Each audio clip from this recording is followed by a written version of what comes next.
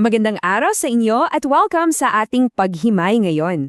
Alam nyo, may isang titulo si Jesus na parabang isang time capsule. Nakakompress dito ang libu-libong taon ng kasaysayan, propesya at napakalalim na teolohiya. Ang titulong iyon, Ang Kordero lang Diyos.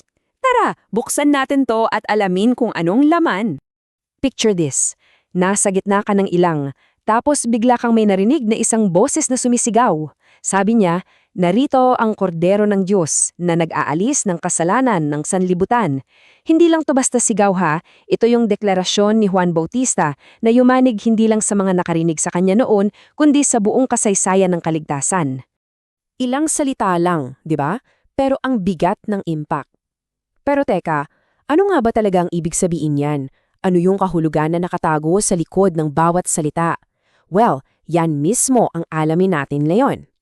Okay, so bago natin i-dissect yung mensahe, kailangan muna nating kilalanin kung sino yung mensahero. Diba? Kasi para maintindihan yung sinabi, kailangan nating malaman kung sino ba itong si Juan Bautista. Anong credentials niya? So tingnan nyo to. Ini-interview siya, di ba? Tinanong ng mga religious leaders, "Uy, ikaw ba yung Kristo? Ikaw ba si Elias? Baka ikaw yung propetang matagal na naming hinihintay." At ang sagot niya sa lahat ng yan, paulit-ulit, isang klaro at matatag na hindi. Alam na alam niya sa sarili niya na hindi siya yung bida sa istorya. So kung hindi siya yung mga yon, sino siya? Well, sinabi niya mismo, "Ako ang tinig na sumisigaw sa ilang, tuwirin ninyo ang daan para sa Panginoon." Ang ganda ng imagery, di ba? Siya yung signpost, hindi yung destinasyon. Siya yung movie trailer, hindi yung main movie. Ang tanging mission niya, ituro ang lahat ng tao papunta kay Jesus. At dito natin makikita yung pinakapuso ng ministeryo ni Juan. Yung goal niya, sadyang lumiit para si Kristo ang lumaki at makita ng lahat. Para kang isang stage light na dahan-dahang nagdidim para lahat ng atensyon mapunta sa main performer. Ganyan na ganyan siya. Isang perpektong ehemplo ng paglilingkod na hindi tungkol sa sarili, kundi 100% tungkol kay Jesus. Okay, so ngayong malinaw na sa atin kung sino yung mensahero, tara't himay na natin, i-breakdown natin yung napakahalaga niyang mensahe, word for word. Mag-focus muna tayo dito sa phrase na nag-aalis or takes away. Sa original na Greek, ang salitang ginamit ay Aaron. At ang ibig sabihin nito, hindi lang basta takpan o patawarin. Ang kahulugan nito ay buhatin at ilayo ng tuluyan. Imagine mo may sobrang bigat kang daladalang kasalanan, tapos may kumuha sa'yo at itinapon yun kung saan hindi na makikita. Hindi lang tinakpan, hindi lang pansamantalang gumaan, kundi totally removed. Ganyan yung ginagawa ng kordero. Ngayon, para sa atin, baka ang kordero ay isang cute na hayop lang. Pero para sa isang Hudyo na nakikinig kay Juan noon, naku, iba ang dating. Pagkarinig ta lang nila ng salitang kordero, parang may nagplay na 1,500-year highlight reel sa isip nila. Naalala nila yung tupa na ipinalit kay Isaac, yung Passover lamb sa Egypt, yung propesya ni Isaiah, pati yung scapegoat. Lahat yan parang mga puzzle pieces. At ngayon, sinasabi ni Juan, heto na. Andito na yung katuparan ng lahat ng yan. Okay, para mas lumalim pa ang pag-intindi natin, mag-imbita tayo ng sabihin na nating isang panel of experts. Tingnan natin kung paano binasa at ininterpret ng apat sa mga pinakabigating teologo sa kasaysayan itong iisang verse na to. Unahin natin si D.A. Carson. Para sa kanya, ang titulong Kordero ng Diyos ay isang convergence, isang grand finale. Isipin mo lahat ng iba't ibang kwento ng sakripisyo sa lumang tipan.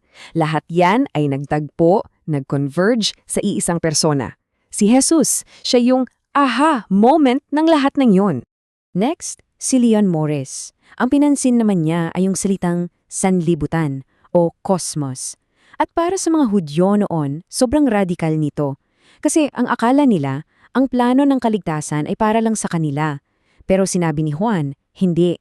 Ang sakripisyo ng korderong ito ay para sa buong mundo. Universal, global, walang pinipili. Pangatlo, ang reformer na si John Calvin. Ang view niya, kung ang lahat ng sakripisyo sa lumang tipan ay mga anino lang, mga larawan, si Jesus ang totoong bagay. Siya ang substance. Hindi na natin kailangan ang mga kopya dahil andito na ang orihinal.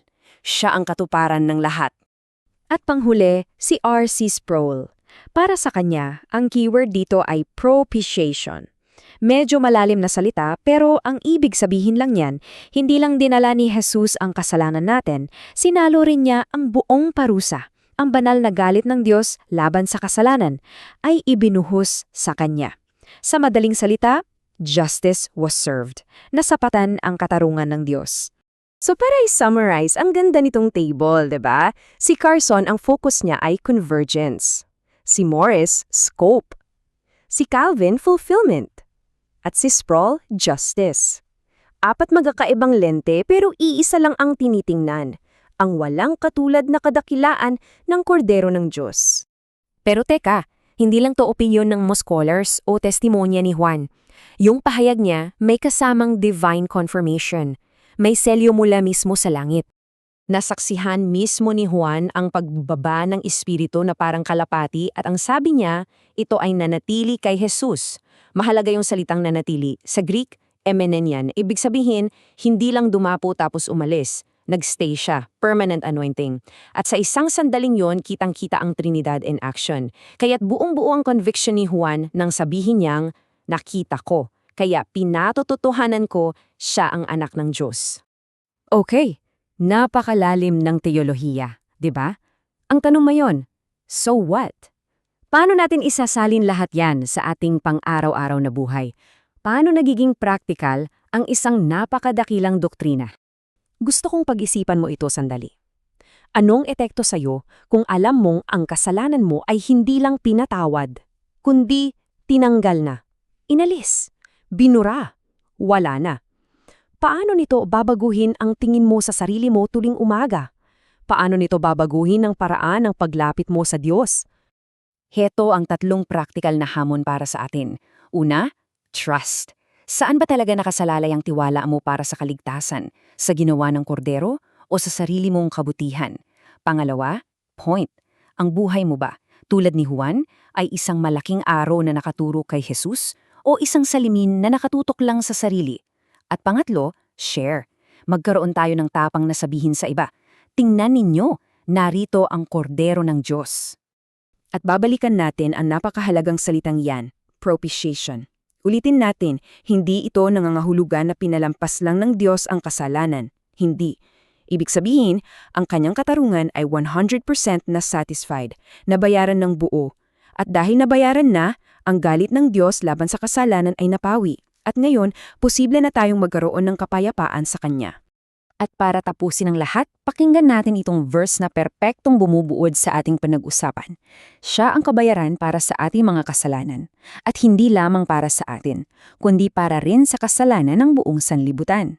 Grabe, ang kordero ng Diyos. Siya ang simula, ang gitna, at ang wakas ng ating pag-asa.